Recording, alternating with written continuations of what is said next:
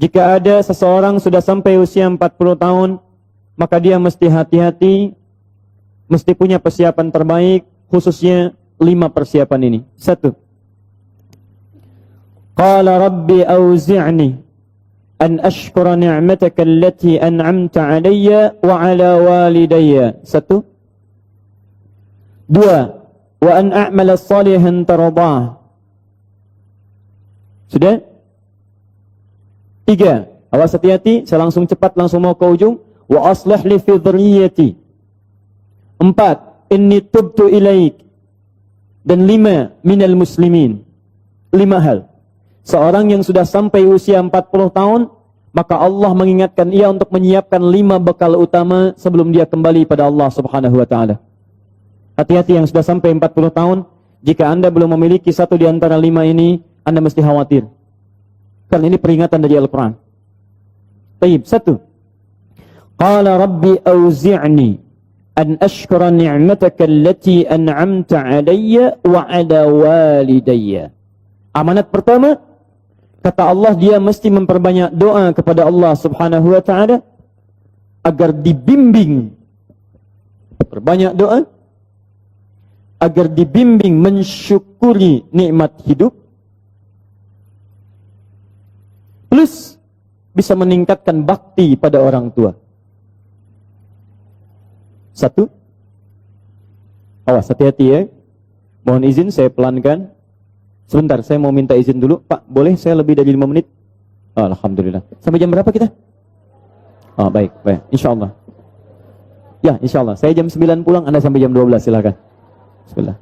Ayo, yang tadi itu masih pengantar ya. Ini inti yang paling pentingnya sesuai dengan tema kita. Lihat baik-baik. 1.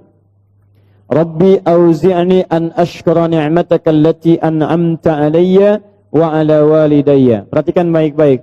Ya Allah, mohon bimbing saya untuk selalu bisa mensyukuri segala nikmat yang telah Engkau berikan pada saya sekarang. 1. Dan pada kedua orang tua saya.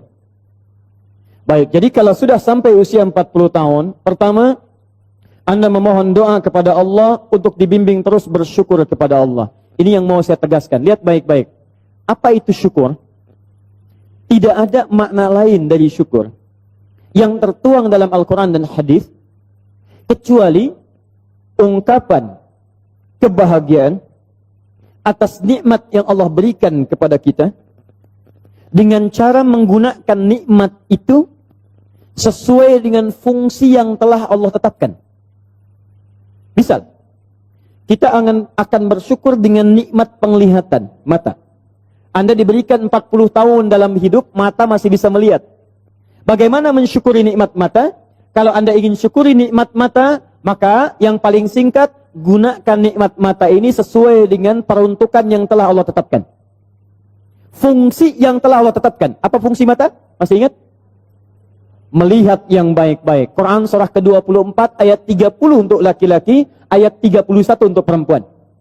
Qul lil mu'minina yaghuddu min absarihim. Katakan pada pria-pria yang merasa punya iman. Dengan iman itu dia yakin dengan akhirat. Wabil akhirati hum yuqinun. Karena yakin dengan akhirat dia sadar akan pulang dan dia tahu nikmat matanya akan ditanya oleh Allah Subhanahu wa taala. Katakan pada pria-pria yang yakin bahwa matanya akan ditanya oleh Allah. Quran surah ke-17 ayat 36. Inna sam'a wal basara wal fuada kullu ulaika kana anhu mas'ula. Setiap pendengaran Anda, penglihatan Anda, plus apa yang Anda fikirkan, satu saat akan ditanya, dipertanggungjawabkan di hadapan Allah Subhanahu wa taala. Karena itu kata Allah, katakan pada orang-orang yang yakin dengan itu semua, ghuddu min absarihim, matanya hanya boleh melihat yang baik-baik saja. Yang tidak baik, palingkan. Ibu juga sama, ayat 31-nya. Wa kullil mu'minati yaghdudna min absarihinna. Katakan pada perempuan yang merasa yakin dengan Allah, yakin akan pulang, yakin akan ditanya, matanya hanya boleh melihat yang baik-baik saja menurut Allah. Yang tidak baik, palingkan. Di ghaddul basar itu bukan nggak boleh lihat, Pak. Ghaddul basar itu silahkan lihat. Tapi ketika yang dilihat tidak baik menurut Allah, maka palingkan dari itu semua. Ini tidak tepat, teman-teman sekalian. Anda hanya mengucapkan Alhamdulillah ya, sampai sekarang penglihatan masih baik. Belum cukup. Baik itu dipakai lihat apa? Penglihatannya baik. Tapi masalahnya yang dilihat baik tidak. Itu poinnya. Maaf, ada anak usia 4 tahun, Bu, Pak. Tidak bisa melihat. Dalam tidak bisa melihatnya, dia masih mau menghafal Al-Quran. Namanya Mu'af. Tinggalnya di Asyut. Adanya di Kaira. Negaranya Mesir. Matanya nggak bisa lihat. Tapi dia sampaikan pada bapaknya, "Pak, saya ingin menghafal Al-Quran. Saya ingin menghafal Al-Quran." Kata bapaknya, "Kamu yakin?" "Saya yakin." Baik, keluarga sederhana. Punya cuman motor yang sangat luar biasa tidak bagusnya. Dimodifikasi dashboardnya, menempuh jarak kisaran 20 km. Datang pada syekhnya. Bapaknya kemudian membonceng. Mu'adnya di belakang. Teman-teman sekalian, setiap berangkat datang pada syekh, dapat hafalan baru, bapaknya tulis ayatnya. Disimpan di dashboardnya. Di jalan lihat ke sini, lihat ke jalan. Lihat ke sini, lihat ke jalan. Mu'ad bacakan ayatnya, bapaknya mendengarnya. Secara singkat, tiba-tiba setelah itu, fasenya berakhir, jadilah anak ini hafal Quran. Yang ngantar belum hafal Quran, yang diantar nggak bisa lihat, hafal Quran. Saking mudahnya Al-Quran, yang nggak bisa lihat, bisa hafal Quran. Tapi bapaknya dapat pahala dari transferan anaknya. Perhatikan baik-baik. Begitu dibacakan Qurannya, bagus makhrajnya, viral kisahnya. Begitu viral di Timur Tengah, datang reporter mewawancara. Pertanyaan pertama, kalau adinda diperkenankan oleh Allah untuk bermohon saat ini, apa yang mau dimohonkan kepada Allah? Reporter ini mengira dia akan meminta doa seperti ibunda Imam Al-Bukhari bermohon kepada Allah supaya Al-Bukhari disembuhkan dari butanya. Bu, Pak, Imam Al-Bukhari itu dulu buta. Butanya permanen. Dilahir, 2 tahun ayahnya meninggal, 4 tahun buta permanen. Nanti ada satu kejadian di situ, yang dengan kejadian itu, ibunya berdoa kepada Allah, anaknya menghafal Quran, sampai di surat Qaf, ya, ayat ke-22. Anaknya murajaah ayat, ibunya memohon kepada Allah sambil menangis, sambil tertidur. Sampai tertidur. Disitulah kemudian terjadi sesuatu yang luar biasa. Seketika Allah sembuhkan Al-Bukhari kecil, matanya bisa melihat kembali. Karena kajian kita bukan di sini, lain waktu nanti saya terangkan. Anda yang punya kitab Fathul Bari, Syarah Sahih Al-Bukhari, beli jilid pertama, kitab Muqaddimah, halaman 634, paling kiri, paragraf yang ketiga, baris 1 sampai dengan 9. Anda temukan kisahnya. Nah, reporter ini mengira, ini Mu'adz akan minta kepada Allah seperti Al-Bukhari kecil memohon kepada Allah, matanya bisa melihat lagi. Ternyata lihat baik-baik. Kalau saya diperkenankan bermohon kepada Allah dan permohonan saya dikabulkan, maka pertama, saya akan mohon kepada Allah untuk tetap membutakan mata saya sampai dengan kiamat. Ya Rabb, mohon butakan mata saya sampai kiamat. Karena dengan buta mata ini saya bisa menghafal Quran. Saya takut ya Allah, kalau saya melihat lagi, mata saya melihat maksiat dan hilang Quran dari hafalan saya. Anda bisa bayangkan, anak kecil 4 tahun, mata nggak bisa lihat, digunakan menghafal Quran. Dan dia takut kalau melihat matanya dipakai maksiat. Antum dikasih 40 tahun. 40 tahun. Lebih daripada 4 tahun. Lebih dari 14 tahun. Anda sampai 40 tahun. Dipakai mata. Dipakai apa mata Anda sampai dengan hari ini? Berapa maksiat yang telah Anda kumpulkan dari mata Anda itu? Mungkin wajar. Jangankan hafal. Baca masih sulit. Lihat mushaf masih enggan. Membaca masih susah. Kalau Anda sulit berhadapan dengan Al-Quran dalam pandangan Anda, tanyakan pada diri Anda. Dipakai maksiat apa mata ini selama ini? Makanya ulama mengatakan, kalau mata Anda sulit melihat mushaf, jangan dulu dibaca. Bawa mushaf yang paling besar, simpan di ruang tengah Anda, bangun malam-malam jam 2, gak usah dibaca. Lihat mushaf, lu sampaikan pada diri Anda, ya Allah, dosa apa, maksiat apa mata saya sampai lihat mushaf pun gak bisa. Anda mesti hati-hati. Dan Anda berlomba dengan itu. Demi Allah saya katakan, saya kunjungi beberapa tempat di Indonesia. Dan luar biasa. Anak-anak sekarang 4 tahun, 5 tahun, 6 tahun sudah berlomba menghafal Quran. Saya dapat kunjungan anak dari Bali kemarin, Bu, dari Bali datang. Anak TK, usia 4 tahun mau 5 tahun. Datang dari Bali ke Masjid Al-Ihsan di Bekasi, hanya untuk menyetorkan hafalan surah Abasa. Abasa wa tawalla an ja'ahul a'ma. Hanya menyetorkan surah Abasa, datang dari Bali jauh-jauh ke Masjid Al-Ihsan ke Bekasi. Anak 4 tahun. Antum diberikan 40 tahun, lebih daripada itu. Untuk baca saja masih belum punya waktu. Anda butuh berapa tahun lagi? Anda mesti hati-hati. Dan hebatnya, Anda yakin akan pulang. Anda yakin akan meninggal. Ya, Anda itu, saya bingung saya. Urusan dunia Anda cari-cari. Berangkat gelap, pulang gelap. Tapi Anda yakin akan ditinggalkan. Anda punya uang, Anda beli mobil. Tapi Anda tahu mobil itu akan dipakai. Mobil itu akan ditinggalkan. Anda punya uang bikin rumah bagus-bagus, luas-luas, mewah-mewah. Tapi Anda sadar akan meninggal itu akan ditinggalkan. Meninggal dunia, semua dunia ditinggalkan. Pertanyaan saya, apa yang Anda bawa pulang saat kembali kepada Allah? Mu'adz belum selesai. Perhatikan bagian kedua. Dan ini bagian penutup dari kalimat Mu'adz. Wallahi, kalau saya diperkenankan memohon kepada Allah dan dikabulkan doa saya sekarang, maka saya mohon kepada Allah yang kedua. Lihat permohonannya. Saat saya kembali kepada Allah di hari kiamat, saya berhadapan dengan Allah tanpa ditemani siapapun. Tidak ada ayah saya yang biasa mengantar saya untuk hafalan Quran. Tidak ada ibu yang melahirkan saya. Tidak ada kakak dan adik saya. Saya akan berhadapan dengan Allah sendirian. Tangan saya gemetar.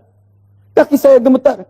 Dan saya akan katakan di hadapan Allah pada saat itu, Ya Rabb, Ya Rabb, khaffif Ya Rabb hisabi. Ya Allah, mohon ringankan hisab saya saat ini, Ya Allah. Saya sudah berusaha menghafal Quran. Saya sudah bisa datang ke sini membawa hafalan Quran. Kalau dengan semua bekal itu belum layak mendapatkan ridhamu untuk masuk ke surga, mohon kurangi hukuman saya di neraka. Anak 4 tahun, dia belum baligh, mata buta, dia berusaha menghafal Quran. Dia masih berkata, kalau saya ada hari kiamat kurang bekal ya Allah, saya sudah mencoba menghafal Quran. Tolong kurangi siksaan saya kalaupun saya masih disiksa dengan Quran yang telah saya bawa ini.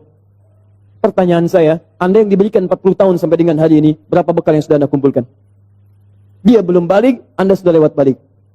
Maka satu saya katakan, itu baru mata Bu, Pak. Belum telinga. Dipakai apa telinga antum? Sehingga sulit mendengar adzan. Sehingga sulit merespon. Orang belum adzan, sudah ke masjid. Antum sudah komat, gak ke masjid. Yang hebatnya luar biasa, ini rumah antum di sini, ini masjidnya, Masya Allah, speaker masjid spesial ke rumah antum begini. Jaraknya nggak terlampau jauh, sepeda ada, motor ada, mobil punya, banyak ragamnya. Orang nggak punya sepeda, cuman punya kaki bisa ke masjid, jarak 1 kilo. Antum cuman 10 meter, sepeda ada, motor ada, mobil ada, belum menyentuh Anda untuk ke masjid. Anda butuh pendengaran seperti apa lagi? Butuh kaki bagaimana lagi? Karena itu bertakwalah kepada Allah Subhanahu wa taala. Kalau Anda mengaku ingin bersyukur, syukur itu bukan mengucapkan alhamdulillah saja, tidak. Alhamdulillah itu butuh pembuktian. Alhamdulillah itu komitmen. Setiap komitmen butuh pembuktian. Cinta itu komitmen. Cinta butuh pembuktian. Buktinya pernikahan. Makanya para akhwat yang belum menikah, jangan mau dikatakan dengan kata-kata angin surga. Sayang, namamu sudah tertulis di hatiku. Katakan, saya tidak mau tulis di hati, tulis di buku nikah. Yes. Tidak cukup dengan yes, buktikan dengan syukur pada Allah Subhanahu wa taala. Ayo, mata antum dipakai apa saja?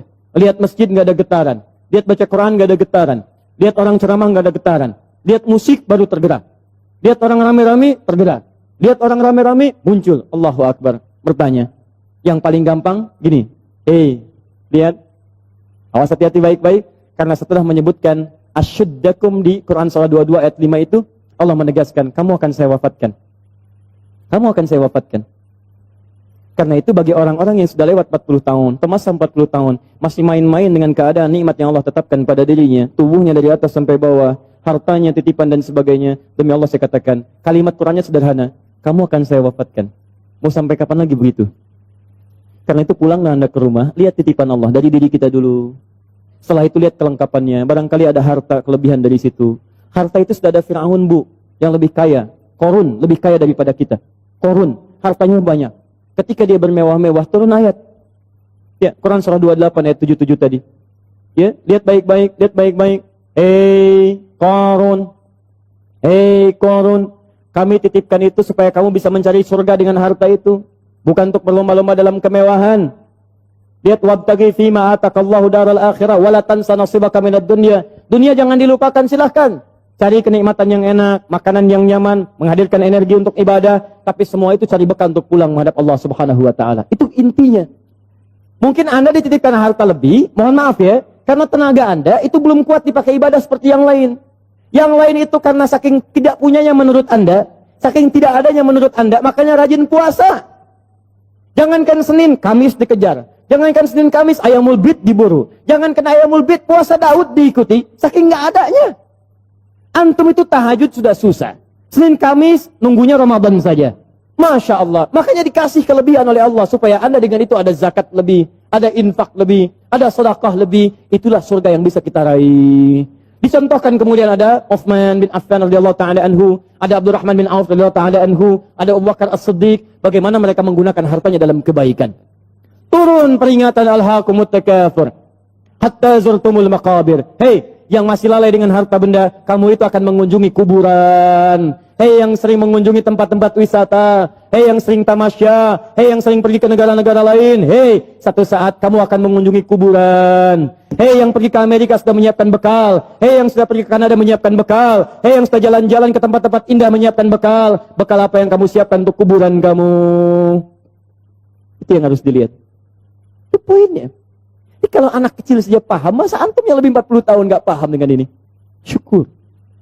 Ayo pulang, lihat kedudukan, pengetahuan. Hei para ustaz, hei yang para pengajar, apa masih mau mencari amplop saat mengajar? Apa masih mau mencari popularitas saat mengajar? Apa hanya memperdulikan jamaah banyak saja saat mengajar? Kamu itu akan wafat dan kamu termasuk golongan yang ditanya oleh Allah Subhanahu wa taala. Mau sampai kapan ribut-ribut? Mau sampai kapan saling mencela? Mau sampai kapan merasa diri paling benar? Mau sampai kapan gila popularitas? Mau sampai kapan mencari amplop? Kamu akan wafat hatta zurtumul maqabir. Dan kamu yang dihisab pertama kali dalam kalangan oleh Allah Subhanahu wa taala. Hei orang-orang yang punya kedudukan, kami akan tukar kedudukan. Kamu sekarang di atas, besok kamu akan berpulang. Quran surah 3 ayat ke-28, 26 sampai 28. 26-nya sampai 27-nya. Qulillahumma malikal mulki tu'til mulka man tasha wa tanzi'ul mulka mimman tasha. Hei yang mengaku punya kedudukan, hei yang berlomba-lomba dalam kampanye. Kampanye apa yang mau kamu raih? Saat kamu ada di atas, saya wafatkan apa yang sudah kamu siapkan kembali pada Allah Subhanahu wa taala. Kembali. Syukur.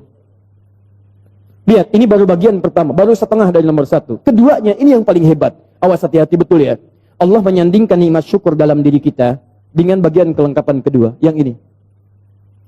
Awas, lihat baik-baik, perhatikan baik-baik ya. Fokus betul.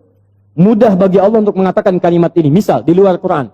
Rabbi auzi'ni an ashkura ni'mataka allati an'amta alayya. Cukup. Tapi kenapa muncul kalimat walidayya? Bagi kedua orang tua. Karena ternyata Masya Allah, Allah memberikan isyarat tajam di ayat ini dan didetilkan di ayat-ayat yang lainnya. Karena ternyata Anda bisa tegak 40 tahun. Bisa sukses dalam kehidupan. Bisa kuat nalar Anda dalam pendidikan, kepintaran dan sebagainya. Ternyata Anda tidak berdiri sendiri. Ada yang memberikan asinya kepada Anda. Ada yang memberikan peluh keringatnya untuk kesuksesan Anda. Ada yang memberikan topangan bahunya, tangannya, kakinya untuk kehebatan Anda. Ada yang menghilangkan waktu malamnya untuk menjaga Anda. Ada yang menghilangkan malunya untuk bisa menjaga kenyamanan Anda. Siapa dia? Orang tua. Antum pernah dengar kisah Nabi Ismail? Ibu kenal Nabi Ismail? Kenal di mana?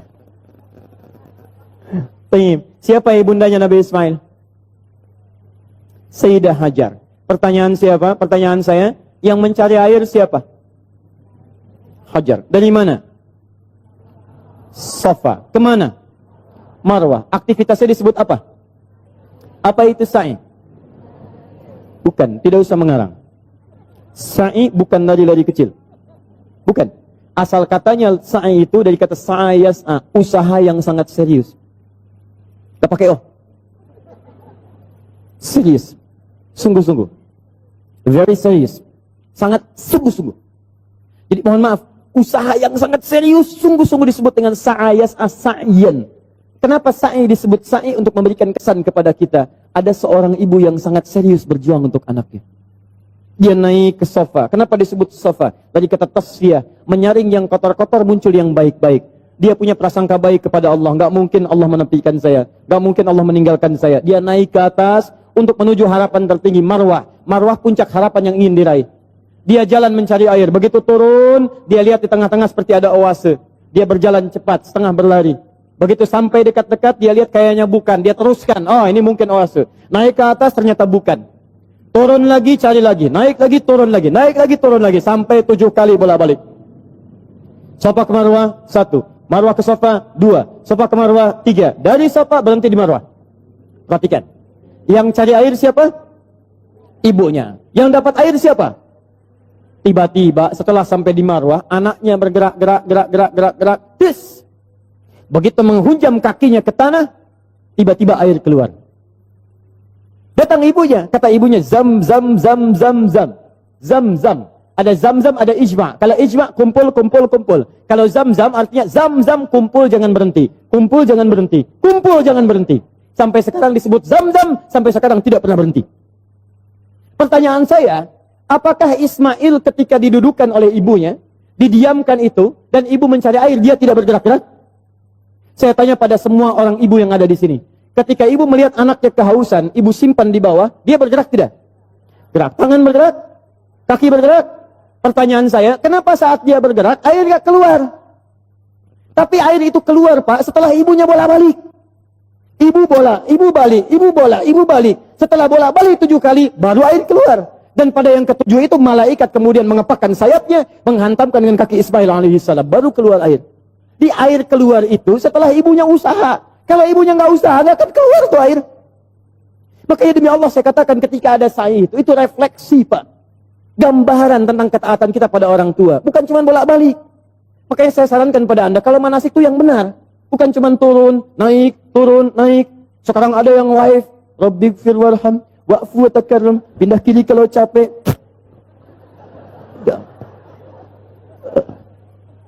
Udah ngapain? Keluar uang banyak-banyak, tenaga juga luar biasa, waktu diluangkan panjang, nyampe sana, gak ada yang berguna. Kenapa tidak kita pelajari isinya? Yang berangkat dengan orang tua gandeng tangannya, dekatkan dirinya, rasakan. Saat itulah perjuangan orang tua antum bagaimana mendidik sejak kecil. Gandeng minta sama Allah, ya Allah sayang ibu saya. Makanya kalimatnya Rabbighfir warham. Ya Allah ampuni saya, ya Allah. Ampuni dosa ibu saya, ya Allah. Sayang ibu saya, ya Allah. Sayang ayah saya, ya Allah. Saya bisa kesini karena dari perawatan ibu saya, ya Allah. Yang mengandung saya 9 bulan, ya Allah. Yang berjuang dengan kematian dalam kelahirannya, ya Allah. Ayah saya, ya Rabb, yang sampai saat ini tidak bisa menampingi saya, ya Allah. Dia telah wafat, ya Rabb. Tapi dengan keringatnya, ya Allah, dia merawat saya. Dia memastikan saya baik. Dia memastikan saya bahagia. Saya tidak bisa membalas jasanya, ya Allah. Mohon berikan ampunan, ya Allah. Mohon berikan kasih sayang dalam kuburnya, ya Allah. Ya Allah, ya Rabb. Minta. Makanya ketika Anda usia 40 tahun, Allah kembali menyentuh jiwa Anda. Hei, yang merasa kaya, mungkin usia Anda itu sudah lewat 40 tahun. Anda merasa kaya luar biasa. Jangan bangga dulu dengan kekayaan. Karena mungkin kerja keras Anda itu cuma 30% di mata Allah Subhanahu wa Ta'ala.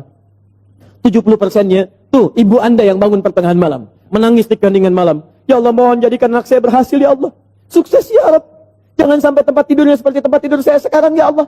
Jangan sampai makannya seperti makan saya sekarang, ya Allah. Tuh bapak Anda, yang sekarang anak-anak tinggal di kantor yang ber-AC. Mobil yang bagus, yang luar biasa. Bapak Anda yang bawa cangkul, yang pergi kemudian ke sawahnya, yang pergi ke kebunnya, yang dengan terik panasnya, yang dengan segalanya. Dia katakan kepada Allah, ya Rabb, saya ikhlas, ya Rabb. Saya berusaha, ya Rabb. Tapi tolong jadikan anak saya lebih daripada saya kebaikannya, ya Allah. Jangan jadikan kerja kerasnya seperti saya sekarang, ya Rabb. Jangan jadikan kepintarannya seperti pintarnya saya sekarang, ya Rabb. Lebihkan dari saya, ya Allah. Tenangkan hidupnya, ya Allah. Saya ridha, ya Rabb. Pertanyaan saya, setelah Anda lebih mencapai kesuksesan karena kerja keras kedua orang tua itu, pertanyaan saya, apa yang Anda berikan kepada kedua orang tua? Demi Allah saya katakan, kalau Anda dengan berdoa saja setiap selesai sholat lupa mendoakannya, saya tidak tahu harus menyebut apa diri Anda. Anda nengok saja nggak pernah. Tanya kabar saya tidak menyampaikannya. Ada sesuatu tidak Anda berikan. Bahkan doa pun tidak Anda panjatkan. Lalu siapa sebetulnya Anda? Kemudian Allah kembalikan, hati-hati kalau Anda sudah 40 tahun. Orang tua memberikan yang terbaik untuk Anda, apa yang sudah Anda siapkan untuk orang tua Anda. Tapi hati-hati, awas. Kalau Anda sebagai orang tua tidak mendapatkan gambaran kebaikan dari anak-anaknya, maka Quran kembali membalikkan kepada Anda apa yang telah Anda berikan pada anak-anak Anda, sehingga anak Anda jadi seperti itu sekarang. Harusnya seperti Ismail kepada Ibrahim, yang rela bahkan mengorbankan nyawanya, memberikan bagian tenaganya. Ibrahim Nabi, Ibrahim Rasul, Khalilullah, Masya Allah, maaf, anaknya juga Nabi, anaknya Rasul, dekat dengan Allah. Ibrahim Nabi, Ibrahim Rasul, tinggal di Palestina, sibuk sebagai suami, tapi kasih sayang sebagai seorang ayah, maaf Pak ya, masih sempat meluangkan waktu menengok anaknya di Mekah. Karena itu disebut dengan Ibrahim. Dalam Fathul Qadir Asy-Syaukani menyebut dari Abun Rahim, bapak yang punya nilai kasih, Nabi, Rasul, Khalilullah, dekat dengan Allah, suami pencari nafkah, Rasul punya risalah, tapi dibalik kesibukannya masih jalan dari Palestina ke Mekah, yang jaraknya pakai mobil, bus, 1 hari 2 malam. Anda Nabi bukan, Rasul bukan, tidak sedekat Nabi Ibrahim kepada Allah. Maaf, risalah Anda tidak ada. Tidak ada satu ayat turun mengangkat Anda. Surga belum jelas, amalan berantakan, hisab menegangkan. Apa sih yang Anda cari? Berangkat gelap, pulang gelap, semua dunia. Masalah kantor dibawa ke rumah, anak Anda minta kasih sayang tidak diperhatikan. Masalah kemarahan diluapkan pada keluarga. Anda siapa? Jadi kalau anak Anda mencari perhatian di luar rumah, jangan salahkan dia. Mungkin Anda yang kurang perhatian. Banting tuh handphone Anda. Bukan anak Anda yang dipukul. Mungkin handphone itu yang menjadikan anak Anda mencari perhatian di luar. Kalau anak Anda ingin mendapatkan pengakuan di luar, bahkan dia tawuran, bahkan dia mencari ini, mencari itu, bayangkan, barangkali dia mencari pengakuan di luar karena di dalam tidak mendapatkan perhatian dan pengakuan dari orang tuanya. Karena itu kalau Anda menemukan anak kurang taat pada orang tua, kata Quran, cek kalimat kedua. Perhatikan.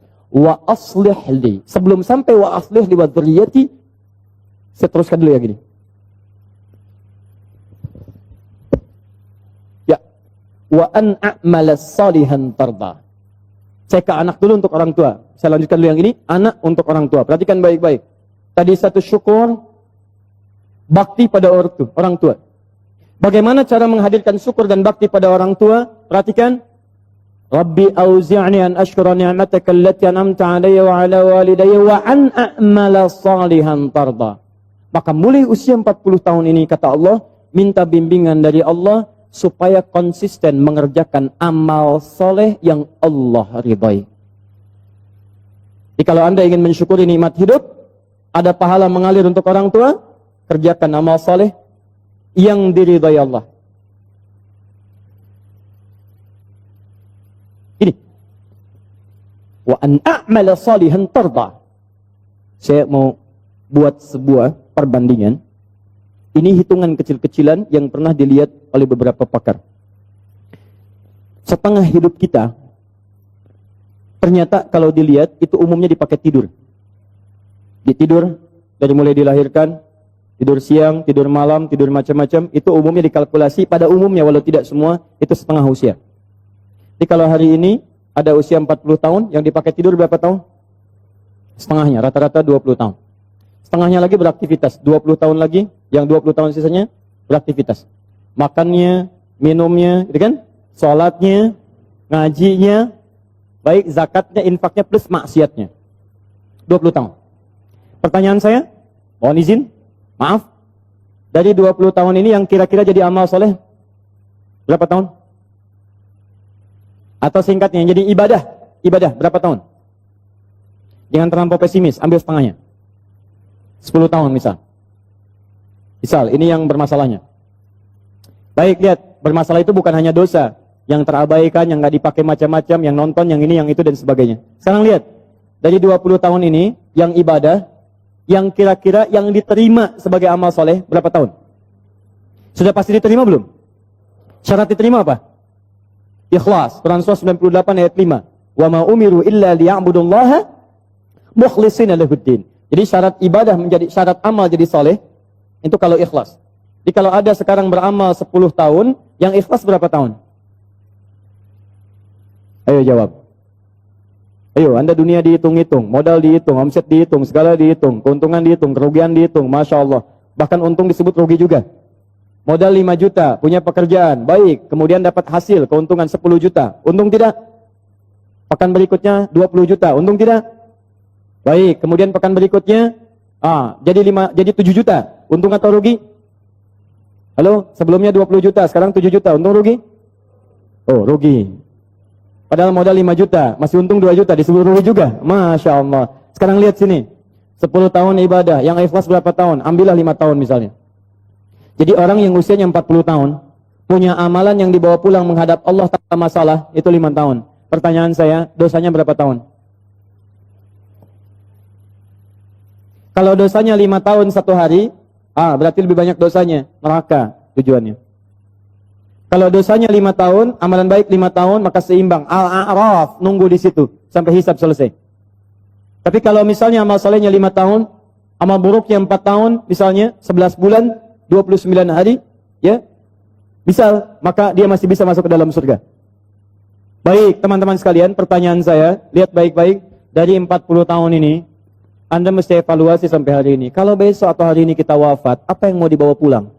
Maka dari itu minta kepada Allah untuk dibimbing supaya semua amalan sisa dari sekarang itu jadi amal soleh. Paham ya? Ya, mulai keluar dari masjid ini jadi amal soleh. Keluar kaki yang mana? Kanan, kiri. Ayo saya tes dulu. Masuk masjid kaki apa? Kanan. Keluar toilet kaki apa?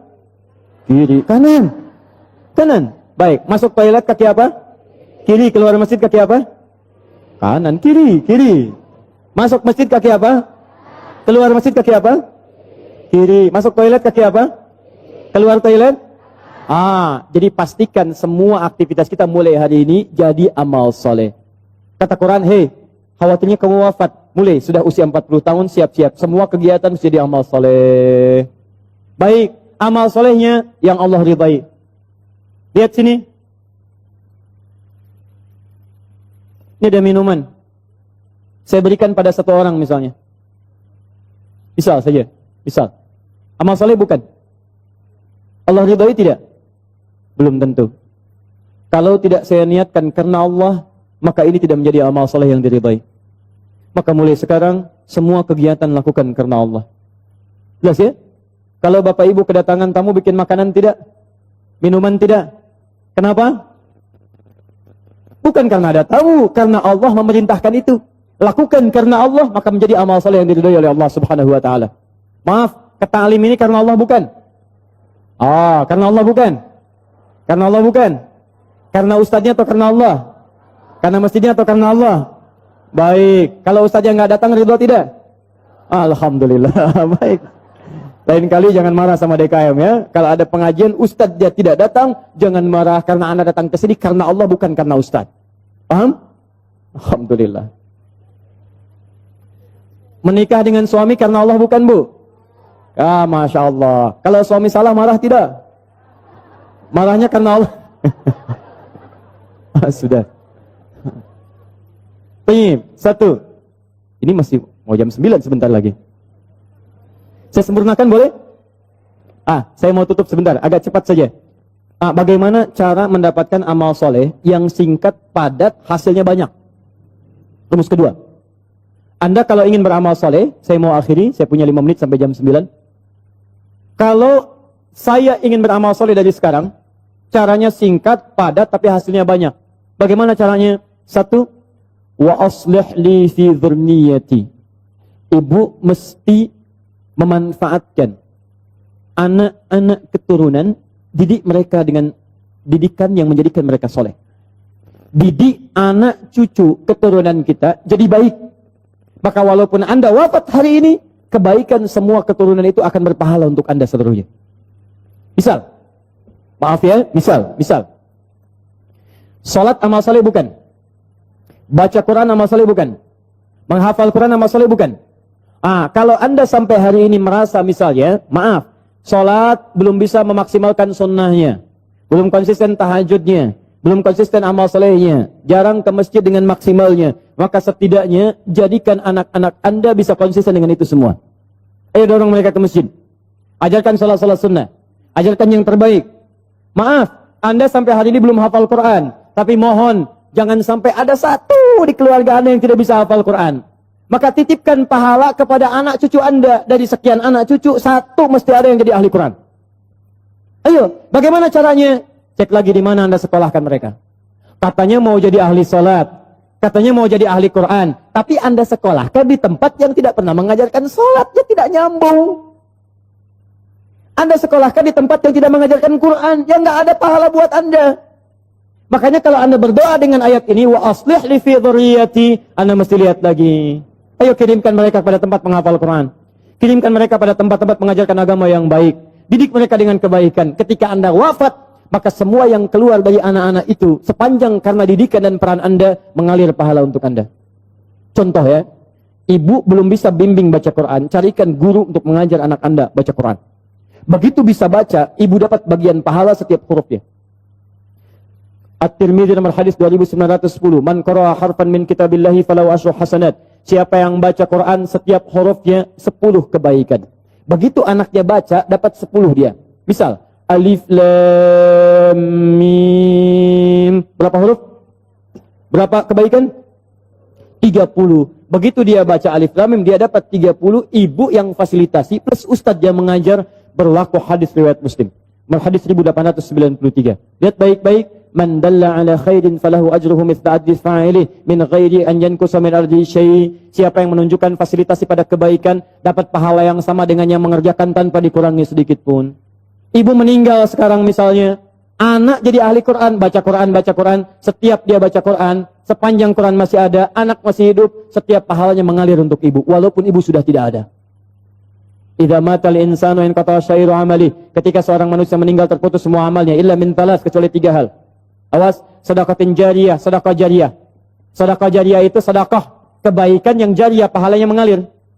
Ibu punya modal berapa? 50.000, beli mushaf, simpan di Masjid Raya Pondok Indah. Simpan. Begitu ada yang orang baca Quran, modal cuma 50.000, setiap dibaca pahala mengalir untuk ibu. Ibu meninggal, mushaf pasti dibaca, pahala mengalir untuk ibu. Mengalir. Setiap hurufnya 10 kebaikan. Dan saya katakan, hampir mustahil ada orang baca Quran cuma sehuruf, mustahil. Nun. Sudah dulu, nggak ada. Punya si Fulan, pengen banyak pahala. Hari ini 10 aja ya. Masya Allah. Nggak ada bu, Pak. Nggak ada. Minimal 19 huruf. Bismillahirrahmanirrahim. 19 huruf. 190 kebaikan. Apa ibu nggak mau dapat transferan itu bu, Pak? Kalau nggak percaya silakan. Meninggal dulu, ntar baru tahu. Awas, hati-hati, kita nggak bisa milih bu. Kita nggak bisa milih. Anda bisa duluan, saya belakangan. Bisa. Atau bisa dibalik. Bisa bu, bisa. Ya, silahkan. Saya belakangan, Anda duluan. Atau Anda duluan, ya, atau saya duluan setelah Anda. Bisa. Jadi semua kemungkinan ada. Betul, semua kemungkinan ada. Kita nggak bisa milih. Tapi masalahnya ketika kita pulang, ada nggak bekal yang dibawa? Ayo rencanakan dari sekarang. Ya anak-anak dilihat lagi ya. Tidak lucu menurut saya kalau anak kita sekarang ya sulit baca Quran. Cucu tidak ada yang disiapkan, mesti ada. Setiap satu keluarga besar mesti ada satu ahli Quran. Saya kasih rahasia ya. Ini rahasia kedua untuk Anda saja hari ini. Kalau Anda punya anak ahli Quran, ini langsung berita Al-Quran ditegaskan dalam hadis. Dia akan diistimewakan oleh Allah. Masuk surganya, dia akan dihiasi. Quran surah 35 ayat 32 sampai 33, paling kiri sebelah atas. Yuhallawna fiha min asawir. Jadi begitu mau naik surga, Qurannya bilang Allahumma halli, ya Allah hiasi dia. Maka dipakaikan kepadanya hayul basu ilahi tajul karamah, dipakaikan mahkota kehormatan. Begitu dipakaikan, itu bapak ibunya dipanggil. Kalau dia beriman dan mengerjakan amal saleh, dipanggil, diberikan mahkota tambahan, dipakaikan oleh anaknya di kepala kedua orang tuanya. Di hadapan semua makhluk pada saat itu. Yang sinarnya lebih terang dibandingkan sinar mentari yang masuk ke dalam rumah kita. Kemudian Qurannya mengatakan Allahumma zid, ya Allah tambahkan. Bedakan dengan fasilitator. Fayul basu ilaihi libasal karamah. Maka dipakaikan jubah kehormatan. Setelah dia pakai itu digandeng kedua orang tuanya, bahkan dengan kerabat-kerabatnya, dia pimpin masuk ke dalam surga keluarganya. Maka adalah Quran surah ke-52 ayat 21. Walladzina amanu wattaba'athum dzurriyyatuhum biimanin alhaqna bihim dzurriyyatahum. Orang tua yang beriman, anaknya beriman, semua beramal soleh, kami akan jadikan semua masuk surga beriringan. Makanya doa para penghafal Quran, salah satunya bisa membawa keluarganya masuk surga bersama-sama. Nanti dijawab di Quran surah 13 ayat 23 sampai 24. Nih. Jannatu adnin yadkhulunaha. Dia akan masuk ke surga Aden paling minimal. Begitu masuk, wa man salaha min abaihim. Bapak-bapaknya, ayah-ayahnya, ibunya yang soleh ditarik oleh dia. Wa azwajihim, pasangan-pasangannya. Jadi kalau istri yang hafal Quran, suami ditarik sepanjang dia soleh. Kalau suami yang hafal Quran, istri ditarik. Wa dzurriyyatihim, dan anak-anak cucunya. Di bapak, ibu, mertua, suami, istri, semua keturunan diajak masuk surga, dipimpin oleh penghafal Quran ini. Tiba-tiba datang malaikat. Wal malaikatu yadkhuluna min kulli babin. Para malaikat datang dari setiap pintu memberikan selamat kepada rombongan ini. Maka mereka berkata, "Salamun alaikum bima sabaratum." Selamat, selamat bisa masuk surga.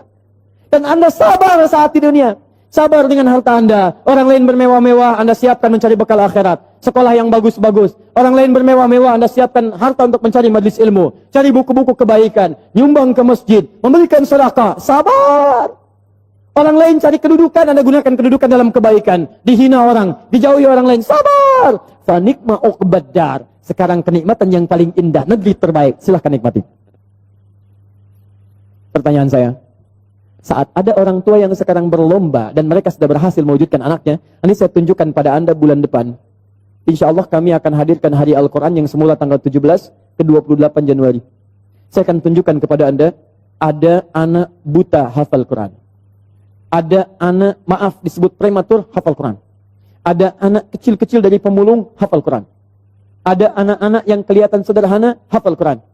Dan saya akan tunjukkan pada Anda siapa orang tua mereka. Ada yang tukang beca, ada yang macam-macam dan sebagainya. Pertanyaan saya, Anda yang diberikan nikmat yang lebih itu, fabi ayyi ala'i rabbikuma tukadziban. Kemana Anda gunakan selama 40 tahun ke belakang ini? Yuk, investasi. Saya tutup. Yang selanjutnya, tubtu inni tubtu ilaik. Yang keempat, taubat. Ayo taubat. Ya. Kalau merasa hari ini belum baik, bekal kita pulang ke rumah taubat. Ya, caranya saya agak cepat saja karena waktu kita sudah habis. Quran surah 66 ayat ke-8. Ya, tubu ilallahi taubatan nasuha. Ya, taubat nasuha. Cara taubat nasuha di Quran surah ke-4 An-Nisa ayat 17 sampai 18. Ya, setelah bertobat konsisten, semakin patuh kepada Allah. Ciri orang tobat minal muslimin. Di antara tafsir muslim itu artinya patuh. Islam itu tunduk patuh.